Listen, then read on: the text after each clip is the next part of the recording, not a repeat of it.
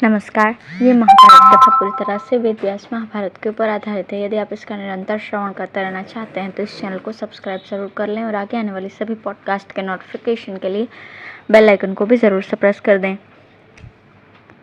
अब हम सुनेंगे क्रोध में भरे हुए बलराम को श्री कृष्ण का समझाना और युधिष्ठिर के साथ श्री कृष्ण तथा भीम की बातचीत। धृतराष्ट्र ने पूछा, संजय, जब राजा दुर्योधन धर्मपूर्वक मारा गया उस समय बलभद्र जी ने क्या कहा? वे तो गदा युद्ध के विशेषज्ञ हैं, यह अन्याय देखकर चुप न रहे होंगे, अतः उन्होंने यदि कुछ किया हो तो बताओ। संजय ने कहा, महाराज, भीम ने आपके पुत्र की जांघों में प्रहार किया। ये देख महाबली बलराम जी को बड़ा क्रोध हुआ। उन्होंने सब राजाओं के बीच अपना हाथ ऊपर उठाकर भयंकर आर्तनाद करते हुए कहा, भीम, तुम्हें धिक्कार है। बड़े अफसोस की बात है कि इस युद्ध में भी नाभि से नीचे के अंग में गदा का प्रहार किया गया। आज भीम ने जैसा अन्याय किया है यह गदा युद्ध में पहले कभी नहीं देखा गया। शास्त्र ने यह निर्णय कर दिया है कि गदा युद्ध में नाभि से नीचे प्रहार करना नहीं चाहिए, किंतु ये तो मूर्ख है, शास्त्र को बिल्कुल नहीं जानता, इसलिए मनमाना बर्ताव करता है। इसके बाद उन्होंने दुर्योधन की ओर दृष्टिपात किया। उसकी दशा देखकर उनकी आंखें क्रोध से लाल हो गईं। वे फिर कहने लगे, कृष्ण, दुर्योधन मेरे समान बलवान है, इसकी समानता करने वाला कोई योद्धा नहीं है। आज अन्याय करके केवल दुर्योधन ही नहीं गिराया गया है, मेरा भी अपमान किया गया है। शरणागत की दुर्बलता देखकर शरण देने वाले का तिरस्कार किया जा रहा है। ये कहकर वे अपना हल ऊपर को उठाए भीम की ओर दौड़े। ये देखकर श्री कृष्ण ने बड़ी विनती और बड़े प्रयत्न के साथ अपनी दोनों भुजाओं से बलराम जी को पकड़ लिया और उन्हें शांत करते हुए कहा, भैया, अपनी उन्नति 6 प्रकार की होती है, अपनी वृद्धि और शत्रु की हानि, अपने मित्र की वृद्धि और शत्रु के मित्र की हानि तथा अपने मित्र के मित्र की वृद्धि और शत्रु के मित्र की हानि। अपने या मित्र को जब विपरीत दशा घेरती है तो मन में गिलानी होती ही है। आप जानते हैं, पांडव हम लोगों के स्वाभाविक मित्र हैं। ये भी शुद्ध पुरुषार्थ का भरोसा रखने वाले हैं। बुआ के लड़के होने के कारण हर तरह से अपने हैं। शत्रुओं ने कपटपूर्ण बर्ताव करके पहले इन्हें बहुत कष्ट पहुंचाया है। सभा भवन में भीम ने यह प्रतिज्ञा की थी कि मैं अपनी गदा से दुर्योधन की जांघें तोड़ दूंगा। प्रतिज्ञा पालन क्षत्रिय के लिए धर्म है और भीम ने उसी का पालन किया है। महर्षि मैत्रेय ने भी दुर्योधन को यह श्राप दिया था कि भीम अपनी गदा से तेरी जांघें तोड़ देगा। इस प्रकार यही होनहार थी। मैं भीम का इसमें कोई दोष नहीं देखता, इसलिए आप अपना क्रोध शांत कीजिए।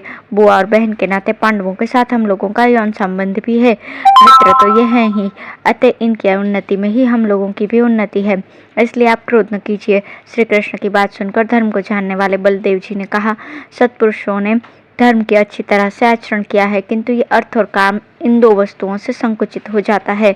अत्यंत लोभी का अर्थ और अधिक आसक्ति रखने वाले का काम, ये दोनों ही धर्म को हानि पहुंचाते हैं।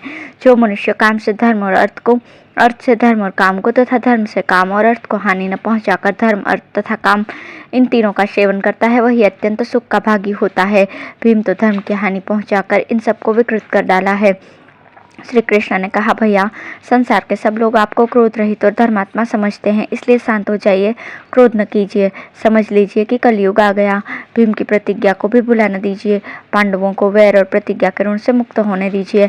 संजय कहते हैं, श्री कृष्ण की बात सुनकर बलराम जी को बहुत संतोष नहीं हुआ। उन्होंने राजाओं की सभा में फिर से कहा, धर्मात्मा राजा दुर्योधन को अधर्मपूर्वक मारने के कारण भीम संसार में कपटपूर्ण युद्ध करने वाला कहा जाएगा। दुर्योधन सरलता से युद्ध कर रहा था, उस अवस्था में वो मारा गया है, अतः वो सनातन सद्गति को प्राप्त करेगा। यह कहकर रोहिणी नंदन बलराम जी द्वारिका की ओर चल दिए। उनके चले जाने से पांचाल, वृष्णि तथा पांडव भी उदास हो गए। युधिष्ठिर भी बहुत दुखी थे। वे नीचे मुख किए चिंता में मग्न हो रहे थे। उस समय भगवान श्री कृष्ण ने कहा, धर्मराज, आप चुप होकर अधर्म का अनुमोदन क्यों कर रहे हैं? दुर्योधन के भाई और सहायक मर चुके हैं, बेचारा बेहोश होकर गिरा हुआ है। ऐसी दशा में भीम इसके मस्तक को पैरों से ठुकरा रहे हैं और आप धर्मज्ञ होकर चुपचाप तमाशा देख रहे हैं, ऐसा क्यों हो रहा है? युधिष्ठिर ने कहा, कृष्ण, भीम ने क्रोध में भरकर जो इसके मस्तक को पैरों से ठुकराया है, मुझे भी अच्छा नहीं लगा है। अपने कुल का संहार हो जाने से मैं खुश नहीं हूँ, किंतु क्या करूँ? धृतराष्ट्र के पुत्रों ने सदा ही हमें अपने कपट जाल का शिकार बनाया, कटु वचन सुनाए और वनवास दिया। भीम के हृदय में इन सब बातों के लिए बड़ा दुख था। यही सोचकर मैंने उस काम की उपेक्षा की है।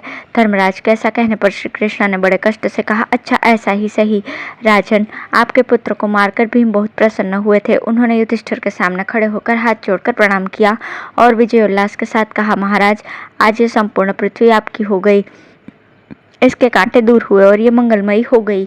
अब आप अपने धर्म का पालन करते हुए इसका शासन कीजिए। कपट से प्रेम करने वाले जिस मनुष्य ने कपट करके ही वैर की नींव डाली थी, वो मारा जाकर पृथ्वी पर पड़ा हुआ है।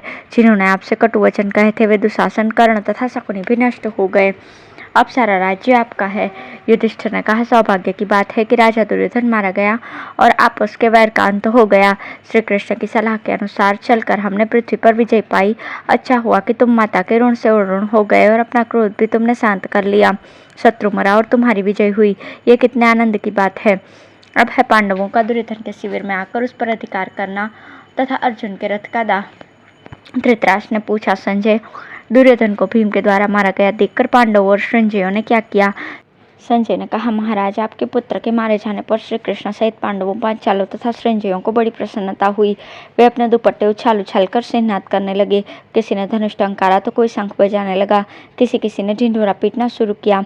बहुत तेरे तो हंसने और खेलने लगे। कुछ लोग भीम को बारंबार यूं कहने लगे, दुर्योधन ने गदा युद्ध में बड़ा परिश्रम किया था, उसको मारकर आपने बहुत बड़ा पराक्रम कर दिखाया। भला नाना प्रकार के पैंतरे बदलते और सब तरह की मंडलाकार गतियों से चलते हुए शूरवीर दुर्योधन को भीम के सिवा दूसरा कौन मार सकता था? भीम, आपने शत्रु को परास्त करके दुर्योधन का वध करने के कारण इस पृथ्वी पर अपना महान यश फैलाया है, ये बड़े सौभाग्य की बात है। इस प्रकार जहाँ तहाँ कुछ आदमी इकट्ठे होकर भीम की प्रशंसा कर रहे थे।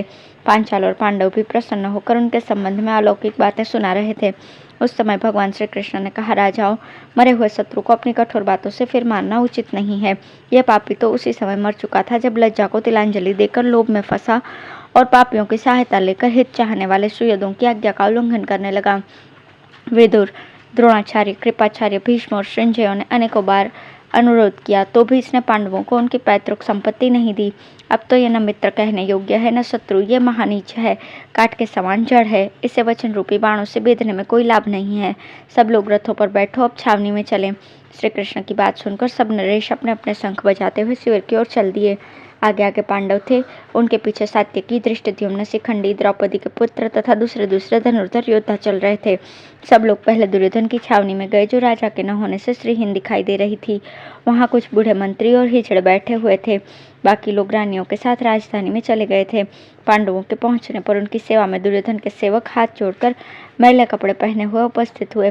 पांडव भी दुर्योधन की छावनी में जाकर अपने अपने रथों से उतर गए। अंत में श्री कृष्ण ने अर्जुन से कहा, तुम स्वयं उतरकर अपने अक्षय तरकश और धनुष को भी रथ से उतार लो, इसके बाद मैं उतरूंगा। ऐसा करने में ही तुम्हारी भलाई है। अर्जुन ने वैसा ही किया। फिर भगवान ने घोड़ों की बागडोर छोड़ दी और स्वयं भी रथ से उतर पड़े। समस्त प्राणियों के ईश्वर श्री कृष्ण के उतरते ही उस रथ पर बैठा हुआ दिव्य कपि अंतर्ध्यान हो गया। फिर वो विशाल रथ, जो द्रोणाचार्य और कर्ण के दिव्यास्त्रों से दग्ध सा हो चुका था, बिना आग लगाए ही प्रज्वलित हो उठा। उसके सारे उपकरण, जुआ, धुरी, लगाम और घोड़े सब जलकर खाक हो गए। वो राख की ढेरी होकर धरती पर बिखर गया। ये देखकर पांडवों को बड़ा आश्चर्य हुआ। अर्जुन ने हाथ छोड़कर भगवान के चरणों में प्रणाम करके पूछा, गोविंद, ये क्या आश्चर्यजनक घटना हो गई? एकाएक रथ क्यों जल गया? यदि मेरे सुनने योग्य हो तो इसका कारण बताइए।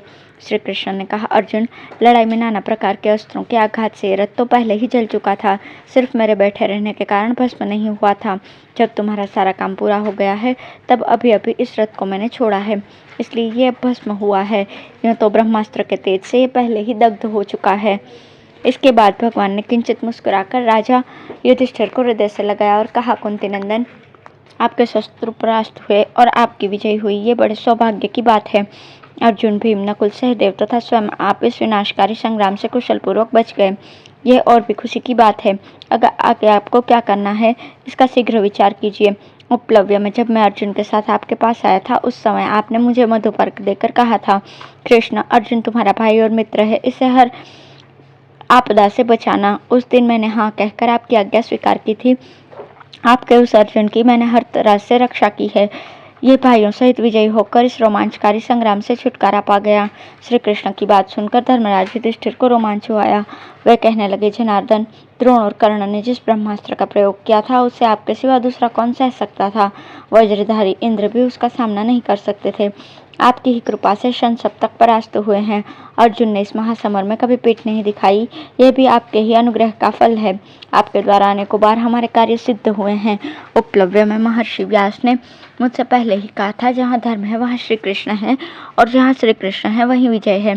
तदंतर उन सभी वीरों ने आपकी छावनी में घुसकर खजाना, रत्नों की ढेरी तथा भंडार घर पर अधिकार कर लिया।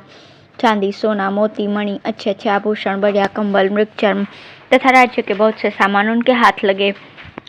साथ ही असंख्य दास दासियों को भी उन्होंने अपने अधीन कर लिया। महाराज, उस समय आपके अक्षय धन का भंडार पाकर पांडव खुशी के माले उछल पड़े, किलकारियां मारने लगे। इसके बाद अपने वाहनों को खोलकर वे वहीं विश्राम करने लगे। विश्राम के समय श्री कृष्ण ने कहा, आज की रात में हम लोगों को अपने मंगल के लिए छावनी के बाहर ही रहना चाहिए। बहुत अच्छा कहकर पांडव श्री कृष्ण और सात्यकी के साथ छावनी के बाहर निकल गए।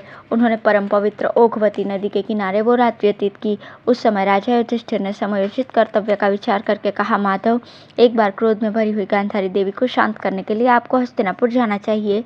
यही उचित जान पड़ता है। धन्यवाद।